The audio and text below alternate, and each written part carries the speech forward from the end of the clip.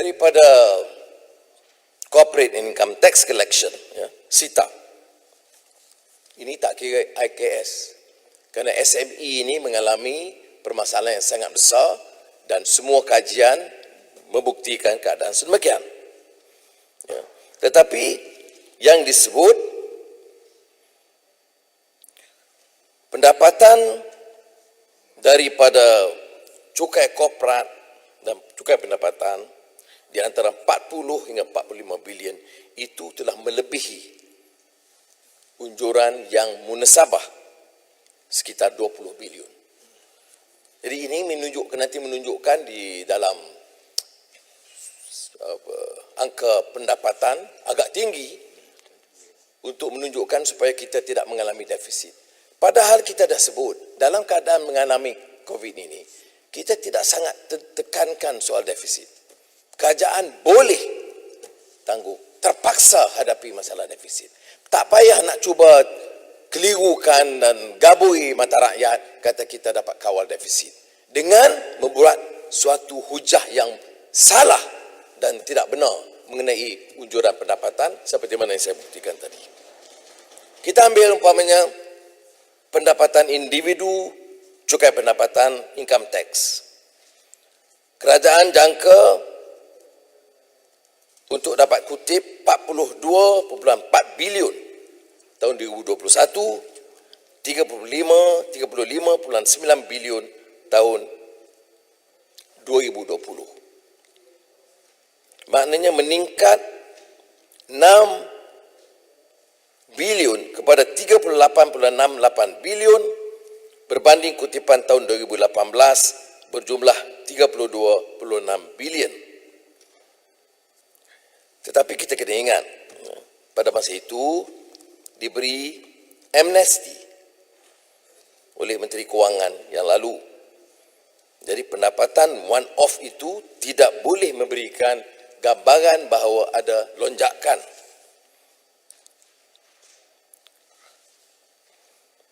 Hubungan kadar pengangguran, gaji dan cukai pendapatan individu meningkat 5.1% pada suku ke suku tahun 2020. Pada masa yang sama kita tahu bahawa selain daripada pembuangan pekerja, pertumbuhan gaji yang negatif bagi pekerja dalam sektor swasta. Suku tahun 2020 negatif 5.6%. Suku pertama positif 21%, suku kedua negatif 5.6%. Kalau negatif begini, dari mana yang boleh dapat wang lebih ini? Ini daripada Kuartal Bulletin Bank Negara Malaysia. Negative wages growth. Second quarter 2020. Dan selain daripada itu, Menteri Kewangan maklum tentang pemotongan allowance, kerja di rumah yang juga akan melibatkan pemotongan pelbagai allowance. Maka oleh itu, unjuran hasil cukai pendapatan individu yang dianggarkan pada tahun 2021 sekitar 42.4 bilion pada hemat saya bukan saja tidak mensabah, tapi tidak bertanggungjawab kalau diteruskan dan tidak dipindah oleh Menteri Kewangan selepas ini. Kerana dia masih harus susut dan saya tidak fikir ia boleh melebihi 36 bilion. Berikutnya soal kumpulan wang amanah pencen. Maknanya untuk menunjukkan pendapatan kita bertambah, apa yang Menteri Kewangan lakukan ialah mengambil 5 bilion daripada KUAP untuk 2020 dan 5 bilion untuk 2021.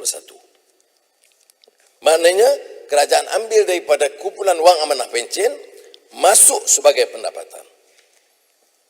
Padahal ada cara-cara lain.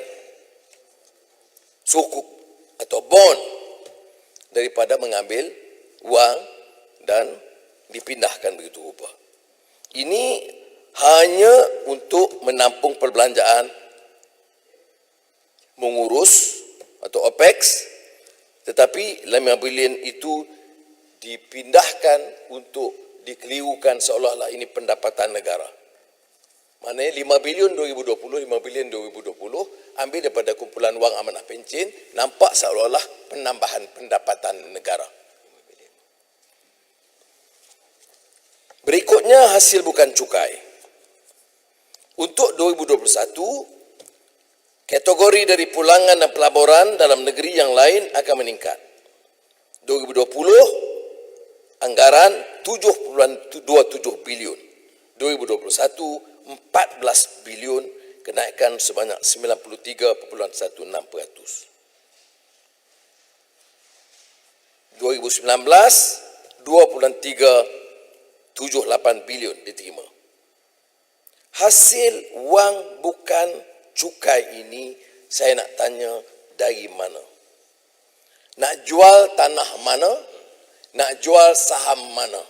Kalau jual saham dalam keadaan sekarang, saham-saham kerajaan memang melingkuplah namanya kerajaan. Sebab keadaan saham yang begitu rendah sekali. Kalau tanah, kita nak tahu tanah bagaimana, skop koroni mana yang nak dapat, rundingan terus dengan siapa, apakah ada tender atau tidak. Dan jumlah ini yang disebut jumlah terbesar yang pernah dilakukan dalam negara kita. Jumlah yang nak diperolehi sebegitu tinggi dan tidak ada penjelasan dari mana. Plus bilion dari mana? Nak jual apa? Nak dapat dari mana? Siapa nak bagi?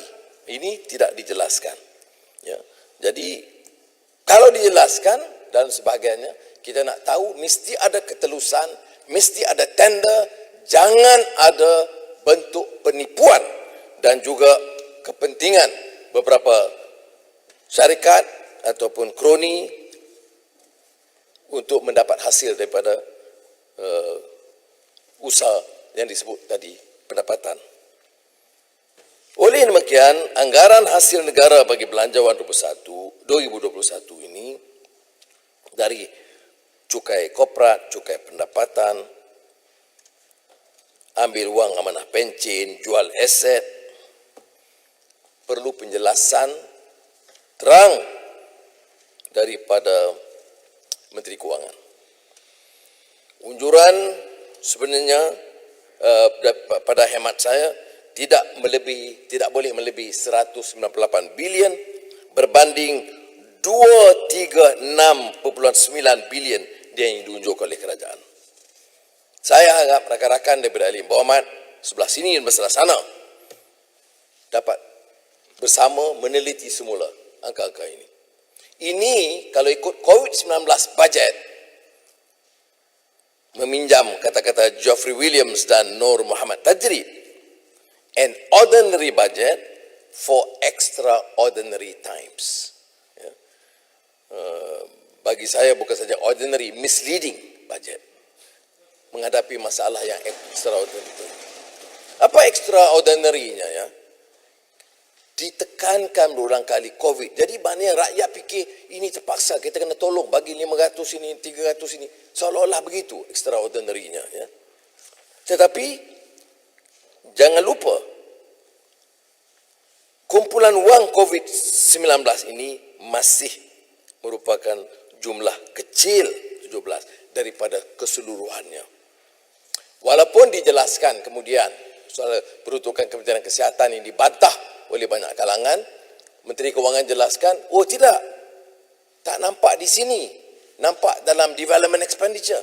Ini saya tak faham betul.